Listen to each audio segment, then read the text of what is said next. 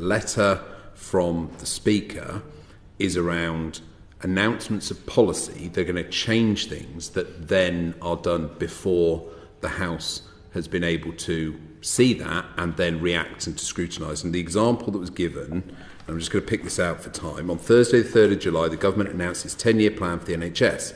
A statement was scheduled in the House. However, as you were on your feet doing business questions, the Prime Minister, Health Secretary and the Chancellor were in East London launching the policy at a press conference. Why was the press conference held in the morning prior to the statement to the House? That press conference could have been held in the afternoon. That press conference should have been held, as per the Ministerial Code, in its first instance in Parliament. That was not compliant with the spirit, the intention and the word of the Code. You've made a number of times the feeling known that you don't know why you're here.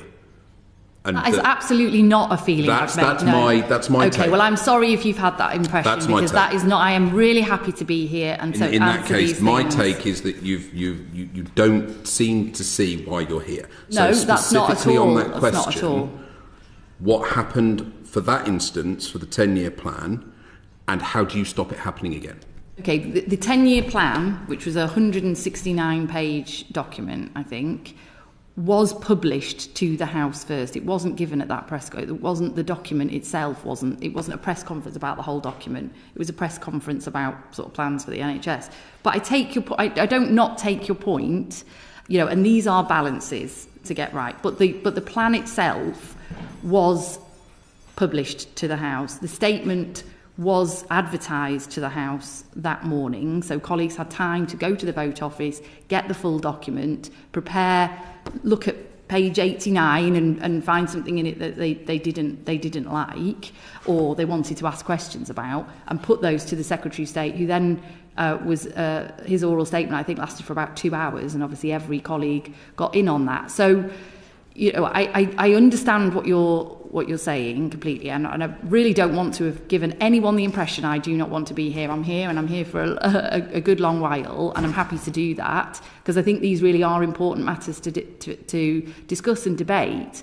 I think I'm just trying to make the point that these things are subjective to some degree. There are trade-offs. We are endeavouring to do that in a way that balances the needs of members to have adequate time to study such documents, and therefore come in and ask of a statement, and for notice to be given of that statement in advance to the House so that people can be aware and be around and all of that kind of thing as well, versus the need to kind of do media and trail things in the media and have media moments as well, because obviously you couldn't have a joint occasion of the Prime Minister and the Chancellor and the Secretary of State all appearing at the dispatch box simultaneously, could you?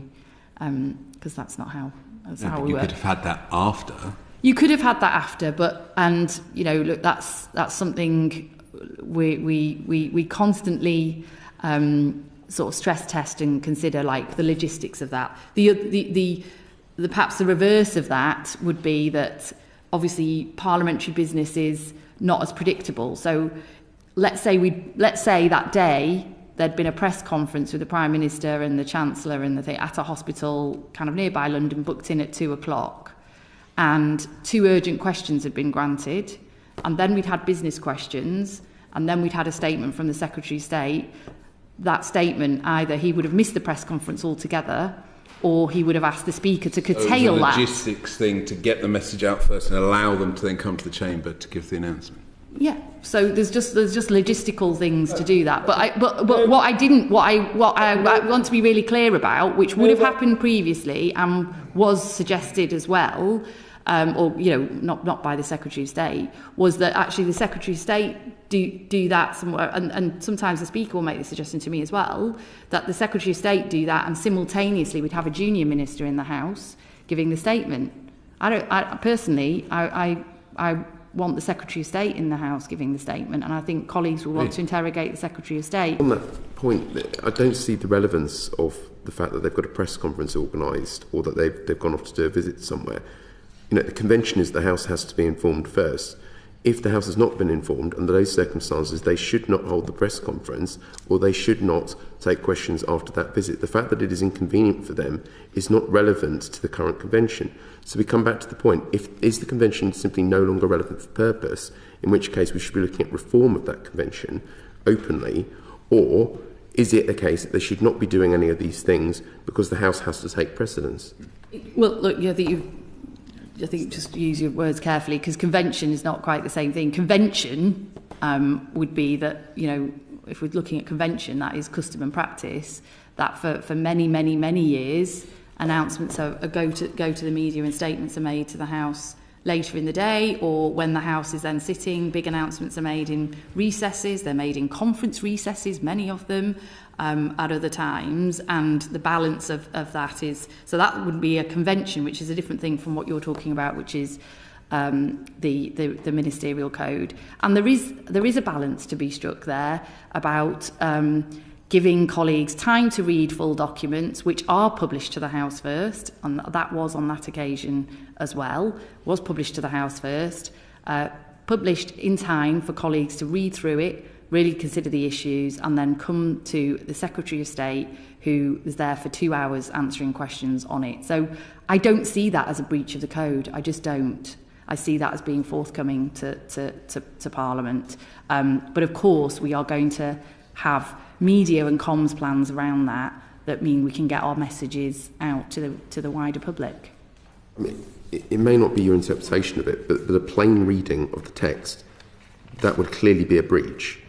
And I think the problem here is going to be that if ministers are allowed to have their own interpretation of what these things mean, if we look back at the Labour manifesto... Ministers don't have their own interpretation. Okay, well... Because it's a collective agreement. It is very clear here that in the first instance, all of these announcements should be made to the House. The fact that they will come to the House later, or that you might want a Secretary of State to be there, is not the current wording of what the code states.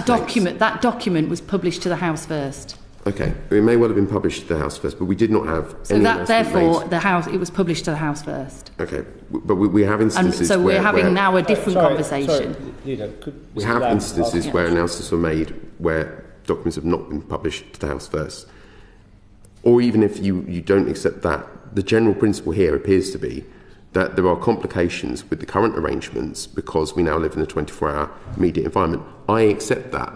I accept that the current code and the current arrangements around this may not be acceptable. But what is incredibly frustrating, I think, for members of this committee here today is we're being told that, on the one hand, ministers are entirely in keeping with the provisions that are currently set out in the arrangements, and at the same time, these arrangements are no longer operating in line with the realities of the modern world of politics. And those two positions, I think, are actually incompatible. Either we need to have an open and transparent conversation around changing the nature of these principles because they're no longer suitable, or ministers have no excuses for not coming to the House to present first major announcements, before going off and dealing with the press.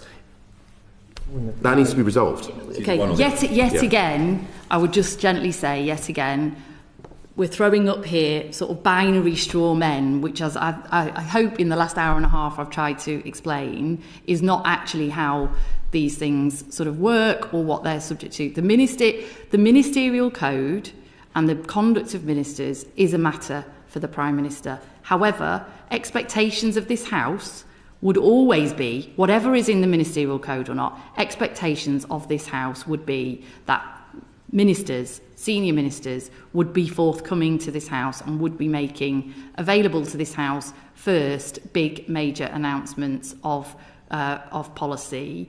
And I think if we're not accepting the premise that publishing a document to the House first is it coming to the House first, then it's hard to sort of see where that conversation goes.